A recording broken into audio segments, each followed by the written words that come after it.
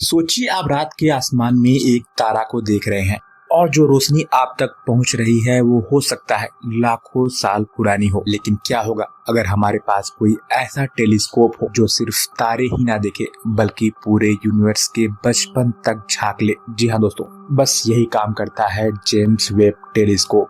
NASA का ये telescope इतना पावरफुल है, इसने हमें उन गैलेक्सियों की भी तस्वीरें दिखाई जो बिग बैंग के कुछ करोड़ साल बाद ही बनी। तो चलिए दोस्तों, आज हम जानेंगे कि जेम्स वेब टेलीस्कोप ने आखिर क्या क्या खोजा है और क्यों इसे एस्ट्रोनॉमी का सबसे बड़ा रेवोल्यूशन कहा जा रहा है। तो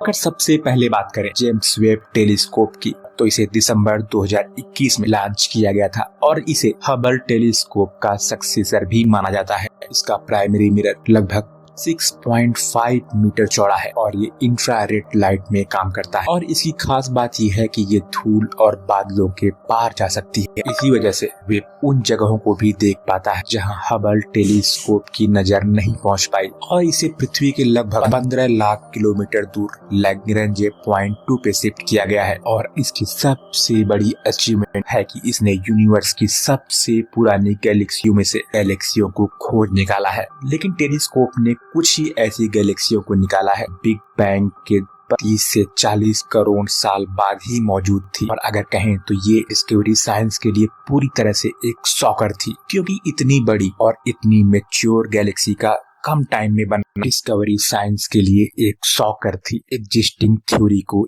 चैलेंज कर रही थी। मतलब कि अब हमें यूनिवर्स के शुरुआती दौर को लेकर शायद फिर से सोचना पड़े। आपने शायद पहले पिलर्स ऑफ क्रिएशन का नाम जरूर सुना होगा। ये गैस और डस्ट का एक विशाल स्तंभ है जहाँ पे नए तारे जन्म लेते हैं। हबल ने इसकी भी तस्वीर ली थी, लेकिन जेम्स वेब ने इंफ्रारेड में इन्हें देखा और अंदर छिपे नए स्टार को रिवील भी कर दिया। और ये पहली बार था जब साइंटिस्ट को नए स्टार के फॉर्मेशन को इतनी डिटेल में समझने का मौका मिला। और ये बिल्कुल ऐसा ही था जैसे किसी बंद कमरे का पर्दा हटा दिया गया हो। और जेम्स वेब ने केवल गैलेक्सीज ही नहीं देखी, बल्कि इसने हमारे सोलर सिस्टम के बाहर मौजूद प्लैनेट्स यानी एक्सो प्लैनेट का भी अध्ययन किया। एक एक्सो प्लैनेट जिसका नाम WASP-39b है, उसकी एटमॉस्फेयर में वेब ने कार्बन डाइऑक्साइड की स्पष्ट पहचान की। और ये पहली बार था जब किसी एक्सो प्लैनेट में कार्बन डाइऑक्साइड को इतनी डिटेल से डिटेक्ट किया गया हो। और बाद में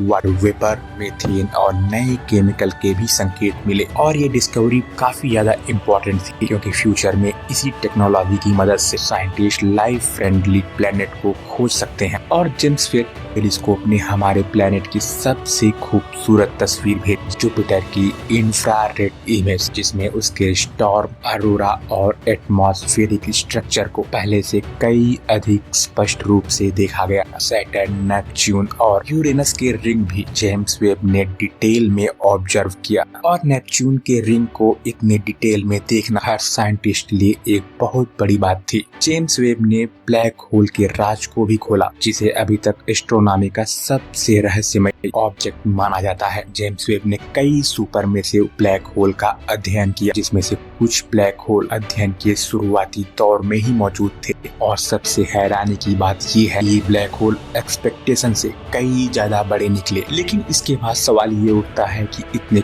कम समय में ये इतने मैसिव कैसे हो गए। और ये मिस्ट्री अभी भी साइंटिस्ट को परेशान कर रही है।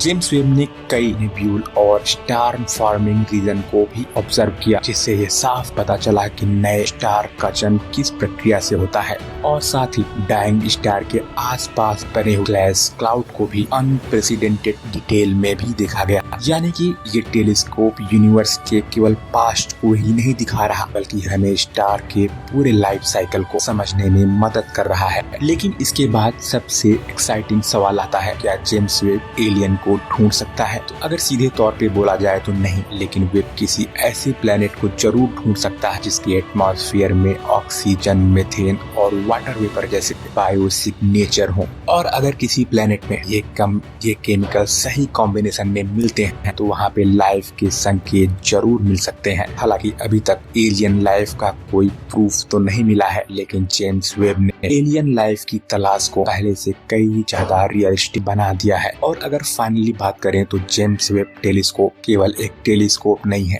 बल्कि ये एक टाइम मशीन है। क्योंकि जब वेब यूनिवर्स को देखता है तो वो असल में बिलियंस ईयर पुराने पास्ट को भी देख रहा होता है। और इसने हमें यूनिवर्स की सबसे पुरानी गैलेक्सी को भी दिखाया है, एक्सोप्लैनेट के मास्फियर को एनालाइज भी किया है, यहाँ तक कि ब्लैक होल के राज भी खोले हैं और स्टार फॉर्मेशन के अनप्रेसिडेंटेड डिटेल्स को भी रिवील किया है। और हो सकता है अगले कुछ सालों में इसी टेलीस्कोप की वजह से हमें एलियन लाइफ के कुछ सबूत भी मिल जाएं। और अगर ऐसा होता है तो जेम्स वेब का नाम इंसानी इतिहास में सबसे बड़ी साइंटिफिक डिस्कवरी में हमेशा के लिए लिख जाएगा। तो दोस्तों, आप क्या सोचते हैं कि जेम्स वेब क्या एलियन लाइफ को ढूंढ पाएगा?